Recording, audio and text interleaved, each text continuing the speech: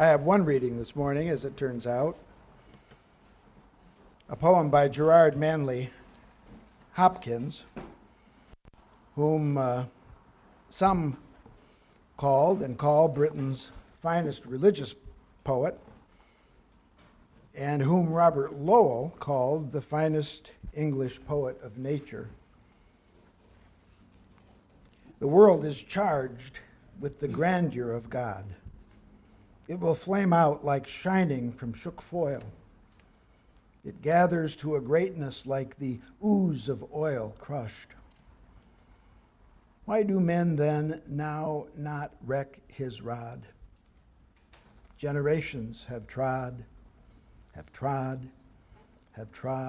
and all is seared with trade, bleared, smeared with toil, and wears man's smudge and shares man's smell. The soil is bare now, nor can foot feel, being shod. And for all this, nature is never spent. There lives the dearest freshness deep down things. And though the last lights off the black west went, O morning at the brown brink eastward springs.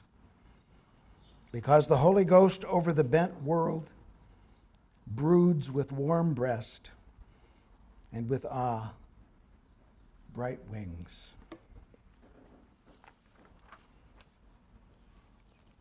You probably know, most of you, that there are two official Earth Days.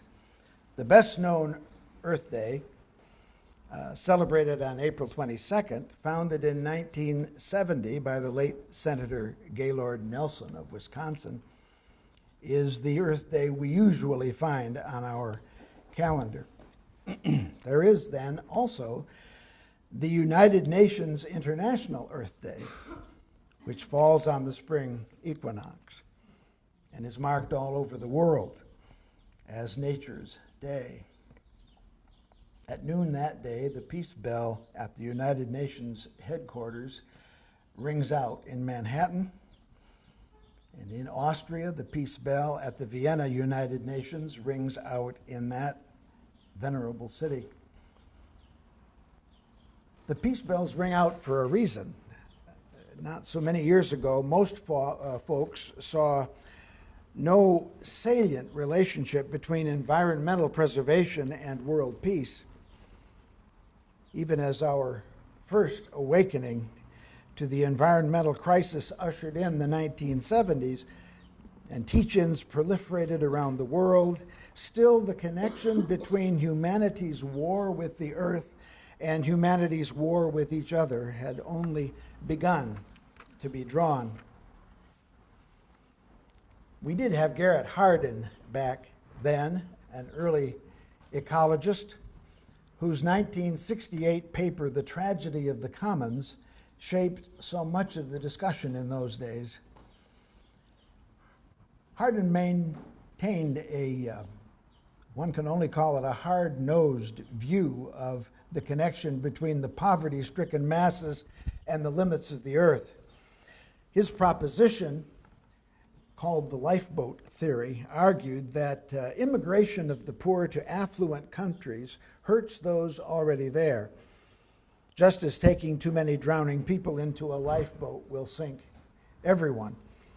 Therefore, logically, as Hardin saw it, not only should we privileged and affluent Americans feel morally comfortable protecting our privilege and affluence against the poor, but at the global level, we must understand that every life saved in a poor country diminishes the quality of life for subsequent generations, not only in that country, but in the world as a whole.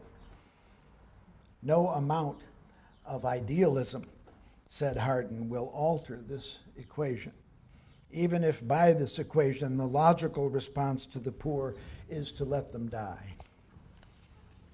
Not a good prescription for world peace. Most progressives were shocked by this theory. So most of us, I think, put it out of our minds. at that level at least, thereby supporting another of Hardin's axioms that when liberals encounter some really deeply challenging reality, they change the subject. Still, most of us could not accept Hardin's conclusion that the wretched of the earth must necessarily be simply pushed out of the lifeboat to drown. Hardin, incidentally, was a Unitarian Universalist. Today, the far-reaching connections are fast becoming manifest. I think of Haiti as just one example. Haiti, which appears to most observers to be primarily a situation of social and economic and political injustice in need of reform. It's true, certainly, that exploitative colonialism played a major role. And certainly since its independence, Haiti's exploitation by vicious, avaricious, two-bit dictators. But a closer look at that troubled land reveals its problem to be not fundamentally political, but biological. Too many people, too few resources. The resulting need to harvest everything. The sheer necessities of hunger, every starving soul burning every available tree to make charcoal to take to the city to sell for pennies merely to survive. The entire country raped by its own finitude. And sadly, given the extent of the biological damage there, it may be too late for Haiti to recover. But can anyone blame a starving Haitian for using whatever he can to feed himself? Or shall we ask him to take the generous lead in our behalf in making the necessary sacrifices? In other words, to voluntarily jump off the lifeboat. What shall we ask him to sacrifice? His children's lives rather than burn a tree for charcoal? Should it surprise us in any way that he and his poverty-stricken brothers and sisters across the globe try to immigrate to the affluent countries? And that in their desperation they will resort to violence to get some share of the food we take for granted as our own? There will be no peace in Haiti or in the world until these issues are addressed. This is the reality Hardin was talking about back in the 60s, which most of us could just really not hear. And while we will not and cannot accept his inhumane solutions, the challenge of the population explosion, which has not gone away, only becomes more pressing when in the present day we add global warming and the ultimate threat it poses. In the early days of environmental awakening, we had not quite understood the full implications that we might, in our exponential growth and our massively destructive practices, be threatening the very continued existence of our ecosystem, the entire ground of our earthly being. And for the most part, it still has not sunk in. While we remain largely in denial, the earth itself, the mother of us all, that without which nothing we are or have or know or care about can exist. Mother Earth herself asks in her still but persistent voice, "What about me?" So I moved to suggest this morning yet another Earth Day awakening, one that confronts us with a more ultimate question.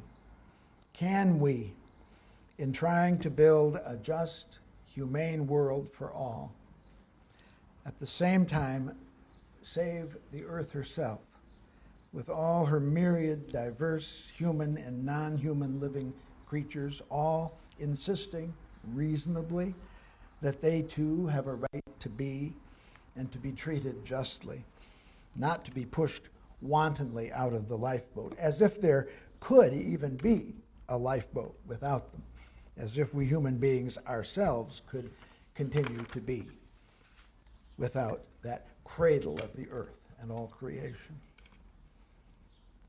I was in a group of Unitarian Universalists recently listening to an NPR special, which some of you may have seen, about how, or heard rather, about how global warming will intensify the pressures between the rich and poor of the earth. It was a macabre update of Hardin's picture over 40 years later.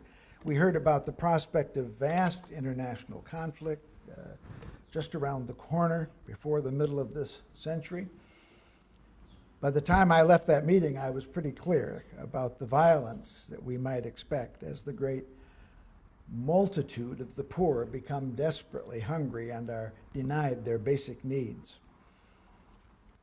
And it was pretty clear as well that the entire earth, as anything like we know it, could succumb to these pressures, just as Haiti has in effect already done, and Madagascar and other regions that are being monitored as well.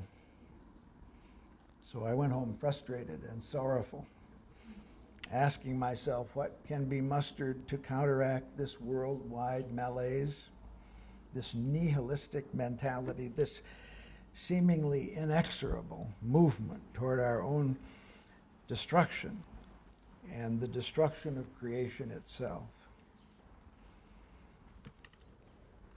Well, there's obviously no full answer to that question. But I, once again, saw my operative answer, the answer that has sustained me over the years as a matter of basic faith,